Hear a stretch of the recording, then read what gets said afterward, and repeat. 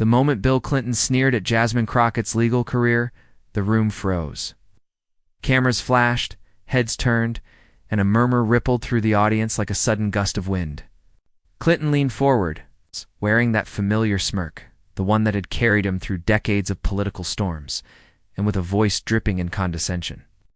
He delivered the line that cut through the air like a blade. Frankly, I don't know how anyone can take her legal experience seriously. Gasps erupted. Some in the crowd chuckled nervously, others shifted uncomfortably in their seats. For a man who once commanded entire nations' attention with his words, Clinton's jab felt less like statesmanship and more like a desperate attempt to diminish. He wasn't simply questioning a resume, he was questioning an entire life's work, the grit and sweat poured into years of defending the defenseless, of standing up in courtrooms that didn't always welcome a woman like Jasmine Crockett. The insult hit deeper than politics. It carried the weight of an old guard trying to silence a new voice, the weight of entitlement pressing down on ambition, the weight of privilege smirking at perseverance. Every camera angle captured Clinton's smug confidence, certainty that the crowd would side with him, that laughter would echo, that Crockett would shrink beneath the glare of his dismissal. But the silence that followed was different. Wasn't victory. It was tension, sharp, electric, unsettled. Even among Clinton's supporters, eyes darted as if to say, did he really just go there? And then, all at once, attention shifted. The lenses turned toward Jasmine Crockett. She didn't flinch. She didn't fumble. Instead, she sat tall, composed. Her eyes fixed steady on the former president, as if weighing not just his words, but his legacy. The air thickened. The audience caught in the pause between insult and reply. Clinton expected compliance, perhaps even silence. What he was about to receive was something entirely different, something that would shatter the smugness from his face and redraw the boundaries of respect in that room, because Crockett's response wasn't just a comeback, it was a career-defining clapback that left Clinton visibly shaken. The tension in the room wasn't just about a single insult. It was about something far larger, a clash of eras, collision between the towering shadow of establishment politics and the rising flame of a new generation demanding to be heard. Bill Clinton wasn't just another critic. He was the embodiment of the political machine that had dominated American life for decades. To his supporters, he was once the comeback kid, the smooth-talking charmer who could disarm a room with wit and wisdom. But on this day, he wasn't the symbol of resilience. He was the voice of an old guard, clinging to its fading relevance. And then there was Jasmine Crockett. She didn't walk into politics with the privilege of legacy or the protection of dynasties. She carved her place with calloused hands, grinding her way through a legal career built not in ivory towers but in crowded courtrooms, where voices like hers were needed most. Crockett represented something raw and unfiltered, a voice that wasn't polished to appease power, but sharpened to confront it. Asterisk. That's why Clinton's jab landed with such venom. It wasn't just a dismissal of a career, it was a message from the establishment. Stay in your place. Don't overstep. His smirk carried decades of entitlement, the kind of arrogance that believes experience only counts if it's stamped with approval from the powerful. But here's the twist. That arrogance wasn't landing the way it used to. The country had changed. Audiences had changed. Viewers weren't craving the safe, rehearsed rhythms of the past. They were hungry for authenticity, for defiance, for someone willing to call out the very entitlement Clinton embodied. And in Jasmine Crockett, they saw a woman not just capable of standing up to it, but destined to. The stakes were bigger than Clinton and Crockett. This was about whose vision of America would carry forward. Would it be the entrenched establishment that dismissed challengers with a smirk? Or would it be the rising voices of reform, the outsiders who refused to bow, who wore their scars as proof of resilience? Every second of that exchange mattered because it symbolized more than just a war of words. It symbolized the generational handoff of political power. The insult stung because everyone in that room knew Crockett's journey wasn't padded. With privilege, she had fought for every inch of credibility she owned. And for Clinton to wave it away so casually was to wave away the struggles of countless Americans who saw themselves in her. That's why the crowd's laughter quickly turned to unease, why the silence carried the weight of discomfort. In that silence, people recognized the ugliness of arrogance and the quiet dignity of restraint. But Crockett wasn't just about to defend her career. She was about to do something Clinton never saw coming. She would turn his attack inside out, not only exposing its hollowness, but reshaping it into a moment of empowerment. Redefine the terms of the debate. What happened next wasn't merely a rebuttal. It was a seismic shift, a generational handoff captured in real time. Reminder that the future doesn't bow to the past, and that the voice Clinton tried to dismiss was about to echo louder than it ever could. But to understand why Clinton's attack cut so deep and why Crockett's counterstrike hit harder, we need to see the backstories behind both figures. To understand the weight of Bill Clinton's insult, you have to step back into the long, complicated shadow he casts over American politics. There was a time when Clinton was untouchable, the boy from Hope, Arkansas, who defied the odds. The charismatic governor who electrified a nation with a saxophone on late-night TV. The president who promised to feel America's pain and seemed, at least for a while, to deliver on that promise. He was once the embodiment of charm and resilience. A political survivor who could twist scandals into second chances, who could step into a room and bend it to his rhythm. Asterisk. But time has a way of transforming legacies. The glow of Clinton's charisma dimmed as the years unfolded, and what once looked like resilience began to resemble entitlement. The scandals that dogged him, once brushed aside as distractions, hardened into permanent stains. His voice, once thrilling, grew to carry an air of arrogance, the confidence of a man who believed the rules of accountability never quite applied to him. When Clinton attacked Jasmine Crockett's legal career, it wasn't just the sharpness of the jab that stood out, it was the cynicism behind it. It was the voice of someone who had spent decades climbing ladders built for him, sneering at someone who had climbed walls never meant to be scaled. His career had been gilded by the privileges of power, by a political machine that smoothed over missteps and rebuilt his image every time it cracked. Crockett's, by contrast, had been forged in fire. That contrast was what made his words sting so much, because it revealed how blind he had become to the struggles outside his bubble. The irony was stark. Clinton, a man who once branded himself as the champion of the common man, had over time become the symbol of an establishment that felt increasingly disconnected from the very people it claimed to represent.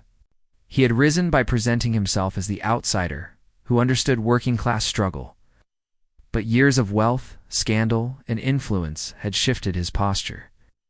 The populist tone gave way to a paternalistic one. The language of "I understand you" replaced with "I know better than you."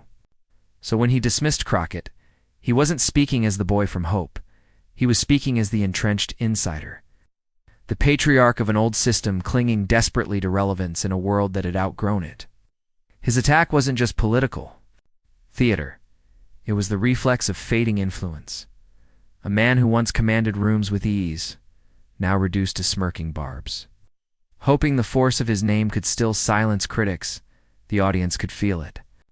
In every sideways glance, in every unsettled shuffle of the crowd, there was an unspoken recognition.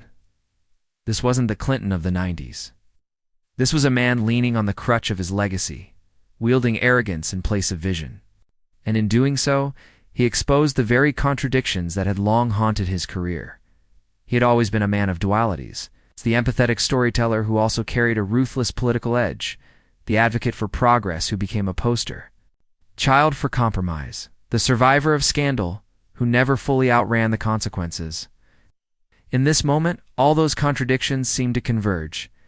His attack on Crockett revealed not strength, but fragility. Not relevance, but desperation. Because here was the truth. Clinton's words were less about Jasmine, Crockett's qualifications, and more about his own slipping grasp on influence. The louder the applause for new voices grew, the more diminished his own presence felt. The arrogance on his face was a mask for insecurity, the sneer a telltale sign of a man who feared becoming irrelevant in a country that had moved on. That is why this confrontation mattered. It wasn't just an insult, it was a confession. A confession that the old guard, once untouchable, now felt threatened by the rising tide of reformers who weren't afraid to call them out. Clinton's downfall in that moment wasn't just about words, it was about symbolism. He stood as the relic of a political era that clung to power by dismissing challengers. Crockett, by her very presence, represented its unraveling, and that's what made what came next so powerful. His contradictions, his entitlement, his arrogance, all of it set the stage for a clash that would strip away the old illusion of untouchable power.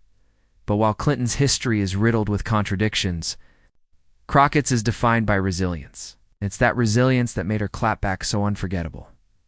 To grasp why Jasmine Crockett's composure in that moment carried such weight, you need to step into her story. A story not of privilege, not of dynastic power, but of relentless determination. Crockett's rise didn't begin with gilded introductions at Washington galas or polished family legacies. It began in classrooms where she was underestimated, in neighborhoods where opportunity wasn't handed over but wrestled from the grip of scarcity, and in courtrooms where she stood toe-to-toe with a system that often looked nothing like her, and certainly wasn't built for her success. Her path into law wasn't paved smooth. It was late nights hunched over books, the constant hum of doubt in the background, and the extra weight carried by every first-generation professional who knows failure won't just sting, it will confirm the assumptions of those who never expected you to rise. She chose the courtroom not because it was glamorous, but because it was necessary. Because in the lives of the clients she represented, the marginalized, the overlooked, the ones who couldn't afford the kind of defense power buys, she saw a reflection of the America she wanted to fight for. Those who knew her in those early years tell the same story. Crockett never looked for the easy way out. She carried case files and boxes heavier than some of the clients she defended could lift. She walked into hearings with nothing but her preparation, her conviction, and the unshakable belief that even the most underestimated voices deserve to be heard. In rooms where her very presence was questioned, because she was young, because she was a woman, because she was black, she stood firmer, not smaller. Every cross-examination became a declaration. I belong here. Her advocacy wasn't just about legal arguments, it was about humanity. Crockett fought for tenants threatened with eviction, for defendants crushed under the weight of systemic bias, for families who felt invisible. The cases didn't make headlines, but they made a difference. And that difference shaped her. With every victory, no matter how small, she built a reputation not as a lawyer chasing prestige, but as one fighting for dignity. That distinction mattered because it forged a connection between her and the communities she served. She wasn't a visitor to their struggles. She was their voice in spaces that often ignored them. But the more she fought, the more she drew resistance. Power doesn't welcome reformers. Courtrooms tested her. Judges dismissed her. Opponents underestimated her. Yet every slight became fuel. Every doubt, a reason to sharpen her arguments, to refine her voice, to steal her presence. Where others might have seen intimidation, Crockett saw opportunity. The harder the resistance, the greater the validation when she broke through. That's the foundation of her political voice today, the sharp, unyielding tone that cuts through arrogance with precision. It wasn't born in television studios or speechwriting rooms. It was born in the untelevised battles of legal defense, the grind of proving herself again and again in front of systems predisposed to underestimate her. She carried scars from those battles, but they were scars of honor. They taught her not just how to fight, but why to fight. So when Clinton tried to mock that career, what he failed to grasp was that he wasn't mocking a resume bullet point. He was mocking the sleepless nights, the unpaid hours, the weight of communities carried into court by one woman determined not to let them down. He was mocking resilience itself. And that's why the crowd's unease was so palpable, because many of them, consciously or not, understood that what Clinton dismissed so casually was something no smirk could erase by the time Crockett entered politics. She already carried the armor of those years. She wasn't a career politician, learning how to connect with people. She was someone who had already lived the fight and translated it into policy, to advocacy, into a political voice, unwilling to be silenced. That's why she resonates so deeply with those watching her now. They see not just a politician, but a fighter who has already proven she can take the blows, absorb the arrogance, and answer with dignity. And that's what made this confrontation with Clinton so cinematic. Because on the surface, it was just another jab from a man long accustomed to getting away with jabs. But beneath the surface, it was a test of whether Crockett's resilience could withstand the weight of a legacy figure trying to belittle her. For Clinton, it was another moment to flex. For Crockett, it was the moment her journey had prepared her for. Every late-night study session, every courtroom dismissal, every client she defended when no one else would, it all led here, to this stage, to this clash. So when Clinton tried to dismiss her legal career with a smirk, Crockett wasn't rattled. She was ready. The tension that had first rippled through the room now began to swell, pressing down like a storm about to break. Clinton, emboldened by his own words, and perhaps sensing that silence could be mistaken for submission, doubled down. His voice carried that old familiar cadence, part charm, part reprimand, as he leaned once more into Crockett's career, as if chipping away at her credibility would reduce her presence on that stage. "You know," he said with a laugh that carried no warmth, "it takes more than a few years of practicing law in small-time courts to understand how to really lead." A section of the audience chuckled, but it wasn't the laughter of joy. It was thin, awkward, like the sound people make when they're unsure if it's safe to laugh. Others sat stiffly, arms folded, eyes narrowing. The room was split between those who still clung to Clinton's authority and those who recognized the arrogance spilling from his words. Crockett remained still, her face betraying nothing. She didn't roll her eyes, didn't fidget, didn't show the irritation that might have been brewing inside. Instead, she let Clinton fill the air with his own voice, each word making the imbalance sharper. He wasn't debating, he was lecturing. And the more he tried to belittle her, the more the crowd began to notice that imbalance. "Frankly," Clinton continued, his smile widening, "I admire your ambition. Let's not confuse ambition with real accomplishment. Real leaders don't just argue cases. They change nations." He paused, clearly expecting applause. But what followed was only scattered claps and an undercurrent of unease. It was a telling moment. The old rhythms of approval weren't there. The force of his reputation wasn't enough to drown out the arrogance in his tone. Crockett, still calm, still steady, let that silence hang in the air like a quiet indictment. The imbalance grew clearer with each passing moment. Clinton leaned on mockery and dismissal, while Crockett leaned on patience and composure. He was burning through his authority, mistaking volume for power, while she conserved hers, letting restraint build anticipation. The crowd could feel it. The sense that something was coming. Her stillness wasn't weakness, but readiness. And that's what unnerved Clinton most. He pressed harder. "Look, I'm not saying you haven't worked hard, but experience matters. History matters. And I've seen too many young people step into arenas they aren't prepared for. Maybe slow down, learn a little more, and then try leading." There it was, the paternalism, the dismissal wrapped in advice, the suggestion that she hadn't earned the right to stand where she stood. It was the very tone so many had heard before, the voice of authority cloaked as mentorship, designed not to guide but to diminish. The audience bristled. Some shifted in their seats. Others whispered to each other, their eyes flicking from Clinton to Crockett, waiting. Waiting to see if she would fold or if she would rise. And Crockett, she didn't flinch. She didn't fumble. She let the silence after Clinton's words linger just a beat longer than comfort allowed. Then she drew a slow breath, her eyes locked steady on him, her presence suddenly filling the room in a way that no smirk could diminish. Every camera turned, every conversation hushed. Clinton leaned back, perhaps expecting another meek defense, another attempt to justify.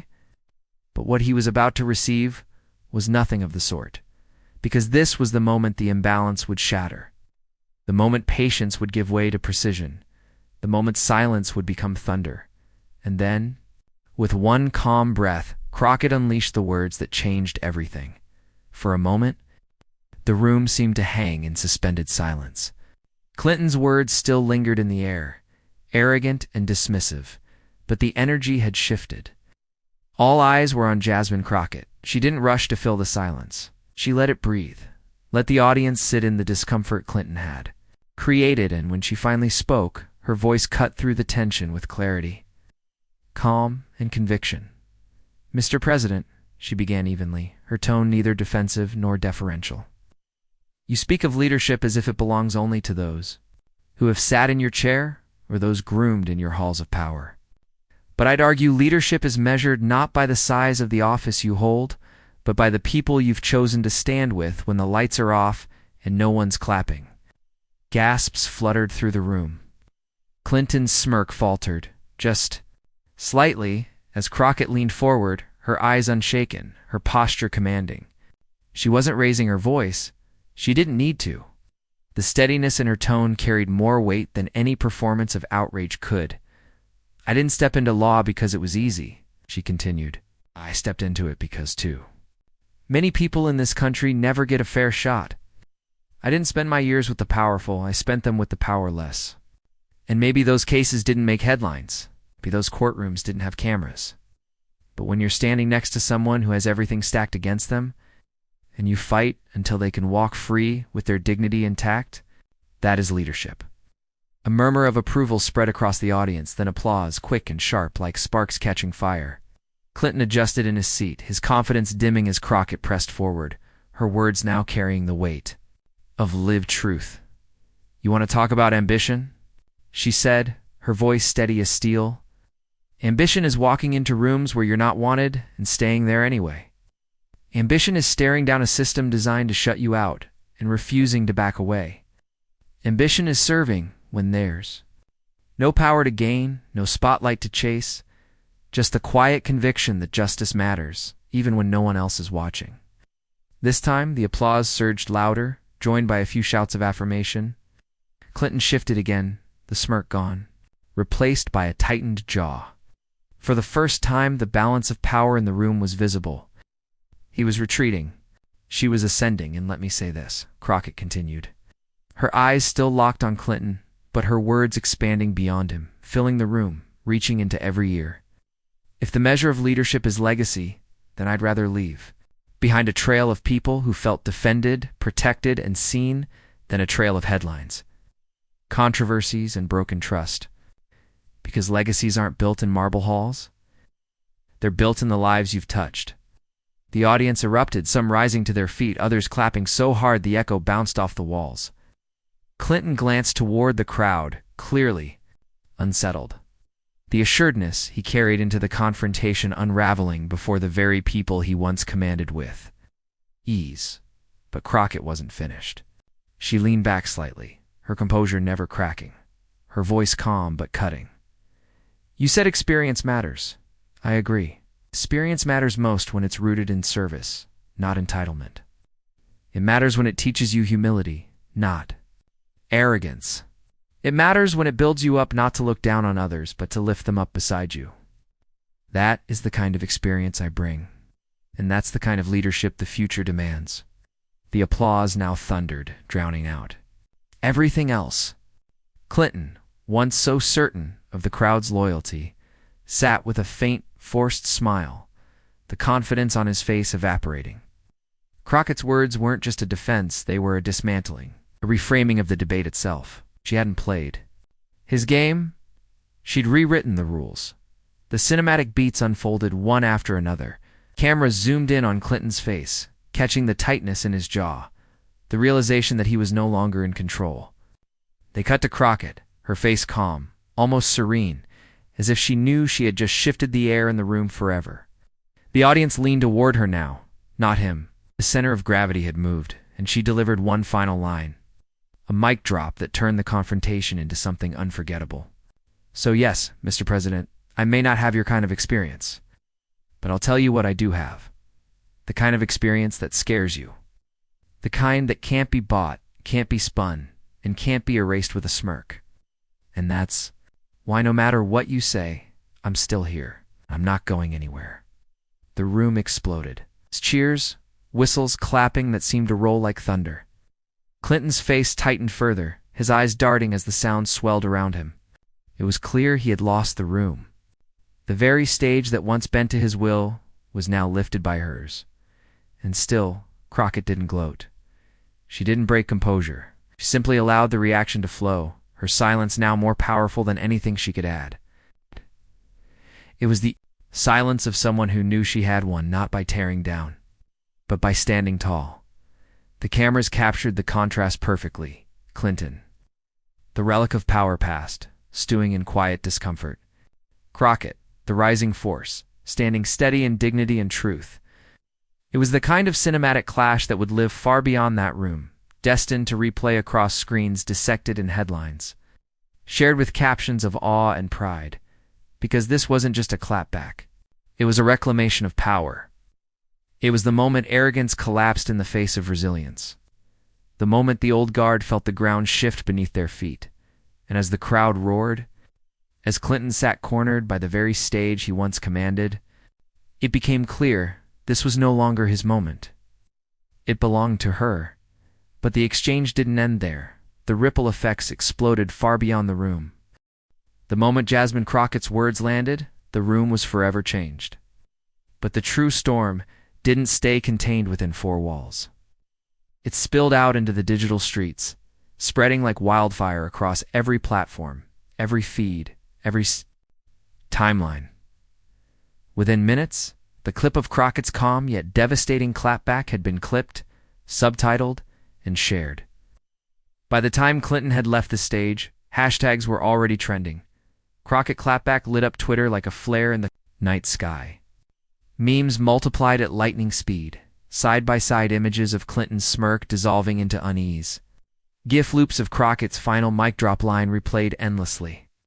One viral post read simply, "Years of arrogance undone in 60 seconds." It racked up hundreds of thousands of likes. Another declared, "This is how you dismantle entitlement, with truth, not theatrics." YouTube channels rushed to upload reaction videos.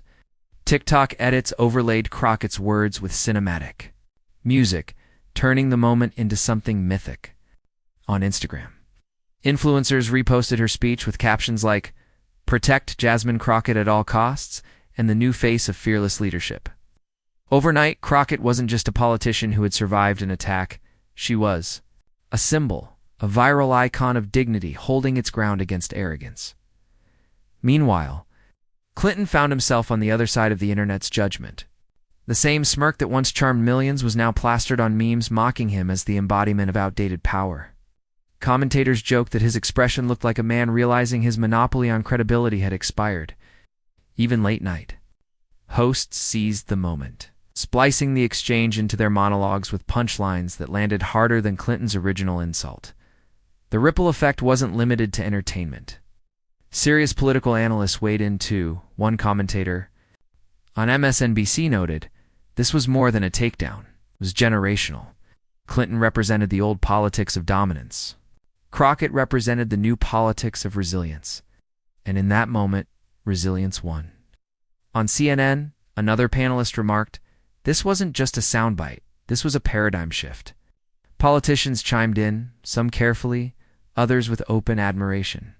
Progressive leaders praised Crockett for standing firm, pointing out that her words echoed the frustrations of millions. Tired of being belittled by those who mistake tenure for wisdom, even some centrists who had once aligned with Clinton conceded that the former president's remarks were ill-judged, calling Crockett's response the kind of moral clarity politics desperately needs. What gave the moment its force wasn't just Crockett's clapback. It was the collective reaction. People across backgrounds, especially those who had felt overlooked or dismissed, saw themselves reflected in her poise. It wasn't only about Clinton versus Crockett. It was about arrogance versus dignity, power versus service, entitlement versus earned credibility. The cultural reverberations stretched globally. International outlets picked up the story, framing Crockett's words as a universal rebuke of elitism. In London, one newspaper ran the headline, "Rising Star Shames Former President with Calm Precision." In Nairobi, a columnist wrote, "This moment belongs to anyone who has ever been told they don't belong." The resonance was undeniable. Crockett's words had transcended borders. Even in private spaces, the shockwaves were felt. Group chats buzzed with the clip. Family dinners replayed it on loop. College students quoted her lines in campus debates. Activists pulled her phrases into speeches. The clip had become more than content. It had become a rallying cry in Clinton. He remained silent in the immediate aftermath. No statements, no clarifications. Just a lingering image of a once dominant figure shrinking under the weight of a moment he could not control. His silence only amplified the symbolism. A man who had once dominated headlines now watched as his own words were drowned out by a rising voice. The digital storm carried another layer to empowerment. People who had once felt hesitant to speak out against arrogance in their own lives now found themselves emboldened. Crockett's composure became a model, proof that you don't need to match arrogance with rage, that dignity can itself be the sharpest weapon. Social media was filled with testimonies. Young lawyers, activists, immigrants, students, all saying the same thing in different ways. She spoke for me. That's the power of moments like these. They don't just entertain, they validate. They give people permission to imagine themselves standing taller, answering back, refusing to bow to dismissal. And that collective validation is what made Crockett's clapback more than a viral clip. It made it a cultural touchstone. The roar of the crowd had faded inside the room, but outside, the echo only grew louder, bouncing across screens, shaping conversations, etching itself into memory. Clinton had meant to diminish. Instead, he amplified. Crockett had meant only to stand her ground. Instead, she rose higher. Yet beneath the trending hashtags, something deeper was happening. A new lesson about dignity, power, and legacy was being written. In the quiet that followed the storm, something profound began to take shape. For all the memes, the hashtags, the headlines, what lingered most wasn't the sting of Clinton's insult, or even the sharpness of Crockett's reply. It was the lesson behind it, a reminder etched not in sound bites but in the deeper current of human truth. Crockett had shown, without raising her voice or breaking her composure, that integrity outlasts arrogance. She didn't meet condescension with fury, nor did she allow herself to be defined by someone else's dismissal. Instead, she turned a moment designed to shrink her into a moment that expanded the horizon for anyone watching who had ever been underestimated. That's the universal resonance. Service, perseverance, and dignity carry a power that entitlement can never replicate. Clinton's words had been born of a belief that status alone commands respect. But Crockett proved the opposite, that respect is earned, not through titles or legacies, but through the steady, often unglamorous work of standing for something larger than oneself. It's a truth that echoes far beyond politics. Every immigrant who has faced a smirk when they pronounce their name, every first-generation student told they don't belong in the classroom, every worker dismissed because their resume isn't stamped with privilege, Crockett's stand was. There's two. She didn't just defend her legal career. She defended the very idea that worth is not handed down from the sea. Powerful, but forged through persistence. The moral clarity of that moment was undeniable. Arrogance may get the laugh, but dignity gets the last word. Clinton had leaned on a lifetime of influence, assuming it was unshakable. Crockett leaned on a lifetime of grit, and in that clash, it was grit that carried the day. And there's something deeply American about that reversal. At its best, America has always celebrated the story of those who rise, not because the gate was opened for them, but because they pushed it open themselves. Crockett's rebuttal wasn't just about defending her resume. It was about reclaiming that promise that in this country, your worth is measured by service and character, not by whether the establishment deems you worthy. For those watching, the takeaway was bigger than politics.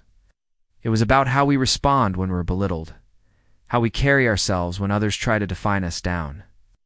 Crockett modeled a different path, calm, unshaken, rooted in truth. It's a model anyone can carry into their own battles, whether in a courtroom, a classroom, or a workplace. That's why the moment struck so deeply. It wasn't just a clash of personalities. It was a glimpse of possibility that entitlement doesn't have to go unchallenged, that dignity can disarm arrogance, and that those who have been underestimated are often the ones most prepared to rise when it matters. Even Clinton's silence in the aftermath underscored the point. The man who once dominated every room he entered found himself for the first time unable to reclaim the narrative. Crockett had taken it, not with volume or rage, but with clarity. Clarity always outshines noise, as days turned into weeks. People kept returning to that clip not just for entertainment, but for affirmation. They weren't watching Clinton fall, they were watching dignity stand. And that distinction is what gave the moment its staying power, in a world often clouded by cynicism, where arrogance too often masquerades as strength. Crockett's clapback delivered something different. Hope. Hope that service matters. Hope that truth still resonates. Hope that no matter how loud entitlement becomes, it cannot drown out integrity. And as the dust settled, one final message lingered, one that every American could take home. The night Bill Clinton tried to dismiss Jasmine Crockett's legal career. He believed he was delivering a lesson from on high. Instead, he became the lesson. His smirk, his condescension, his arrogance, all of it collapsed the moment Crockett answered, not with anger, but with calm, unshakable truth. That's why this moment will be remembered. It wasn't just a clapback. It was a reversal of power, a reminder that the old guard no longer owns the stage. The establishment's sneer met the next generation's steel, and the result left the room and the nation stunned. If you've ever been talked down to, ever been dismissed because of where you come from, ever been told you weren't experienced enough to stand in the room, then Crockett's words were for you too. She didn't just defend her name. She defended the principle that dignity, perseverance, and service will always outshine arrogance, entitlement, and empty legacy. And here's the truth. Stories like this matter only if they spread. The establishment counts on silence. But silence is broken every time someone shares a story of integrity prevailing. That's how moments turn into movements. So if you believe dignity still matters in American politics, share this story. Subscribe, so you don't miss the next chapter in this struggle between arrogance and truth. And add your voice, because the next clapback won't just belong to Crockett. It could belong to anyone willing to stand tall when belittled, to answer dismissal with courage, and to remind the world that dignity has the final word. This was one exchange. But exchanges like this define eras. The question is, will you be part of amplifying them?